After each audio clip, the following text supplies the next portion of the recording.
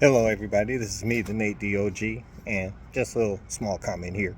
Um, in my thought drop, I talked about name, image, and likeness, and it was a big topic, so I didn't want to go ahead and put in some other topics. So I'll just do what I was going to talk about in little smaller bites, easier to digest.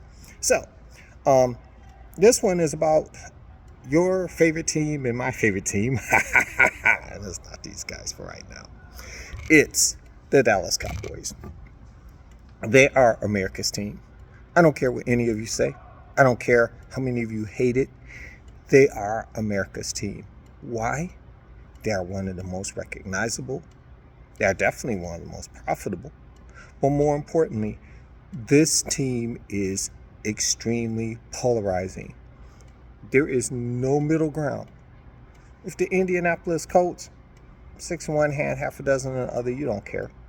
You don't care about the Saints. You don't care about the Bucks unless you live in that geographical area. Okay? Um, the Chargers. Some of you still think they play in San Diego. But the Dallas Cowboys. You love them or you hate them. But you will talk about them.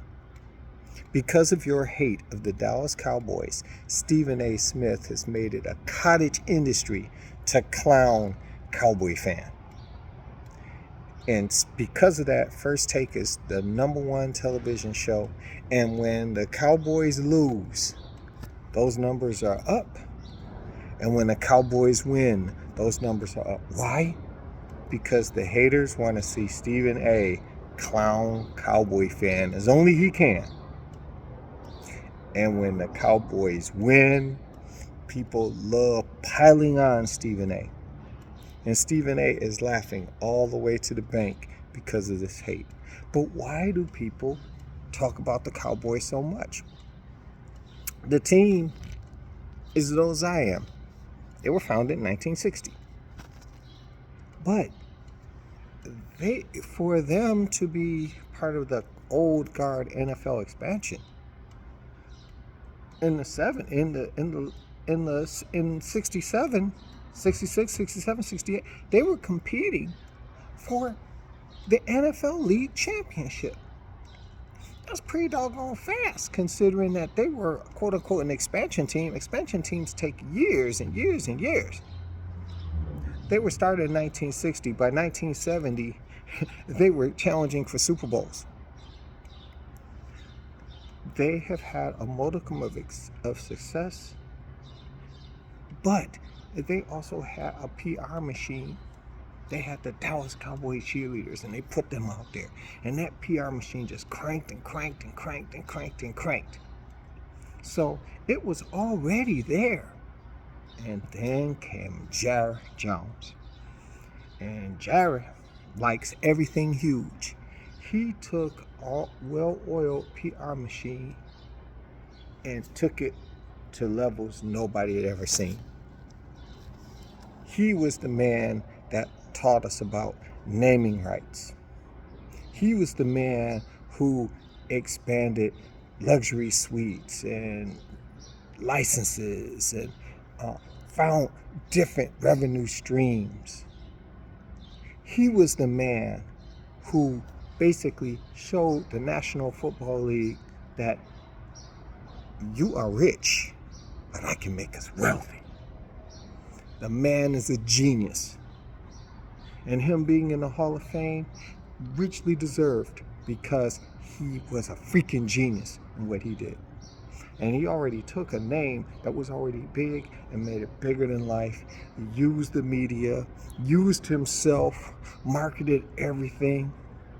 And then the Cowboys won. And they won big with the triplets. And they won those championships. And you know, everyone likes Cinderella. Everyone likes an underdog till the underdog is no longer an underdog. Everybody thought that Kansas City was a feel-good story until they became Kansas City. Now, people hate them. Okay? My Detroit Lions, right now, they haven't won, and I wasn't even born the last time they won a league championship. They are the darlings of the NFL. But you know what? Let them win a championship. They're going to go from the darlings to the hated. There's nobody, as much as people love winners, they hate consistent winners. They don't mind you winning once in a while. But if you win and you're consistently good, the hate begets the hate. Ask the New England Patriots. People can't stand them. People can't stand the Golden State Warriors. You can't stand people that can't stand the Boston Celtics, the Lakers. Teams that consistently win, that's hate. And that was the Cowboys. But now there's a paradox because the Cowboys haven't won anything in over 30 years. But that PR machine keeps pushing and pushing and pushing like they won something.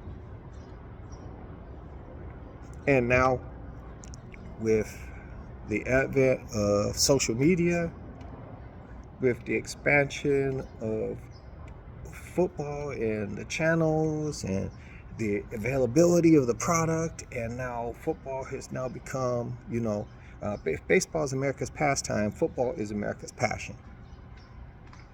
Now, the Cowboys, if there isn't anything, the Cowboys united nation. They unite them in love or hate.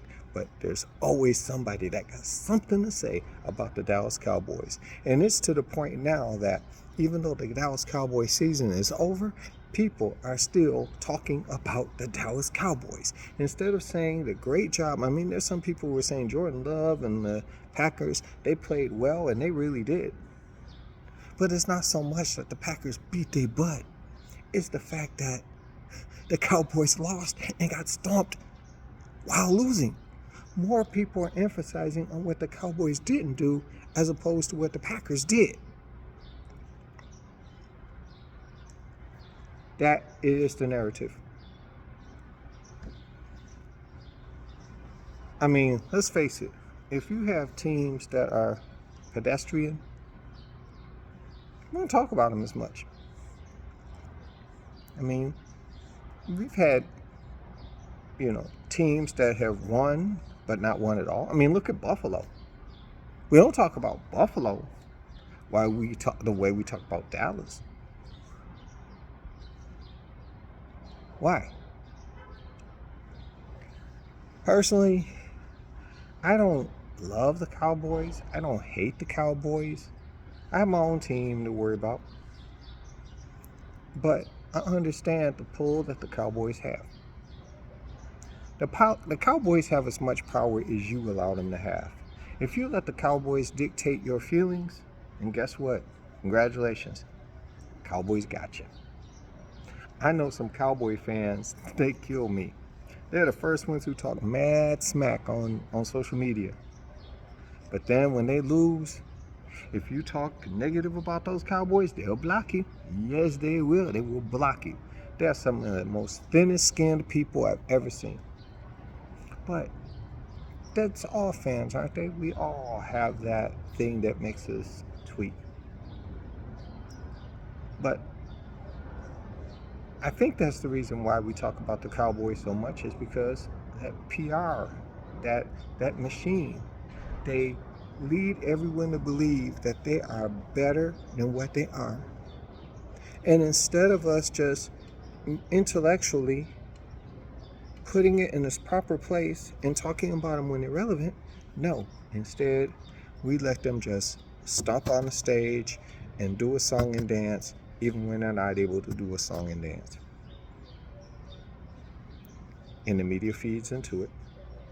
But we're always going to talk about the Cowboys because there's lots of you who love them. There's lots of you who hate them. And that group of people who love and hate the Cowboys, I think, is bigger than the fan bases of all the other teams combined. And that includes teams like Pittsburgh and New England. Because let's think about it. When Pittsburgh is out, we don't talk about them, except we talk about Mike Tomlin's streak of not finishing under 500. But then that goes away. New England, we're not talking about them. But Dallas, you want to start a conversation about football, mention the Dallas Cowboys. It's something about that name that gets people just so triggered, one way or the other. But tell me what you think. Let me know in the comments below.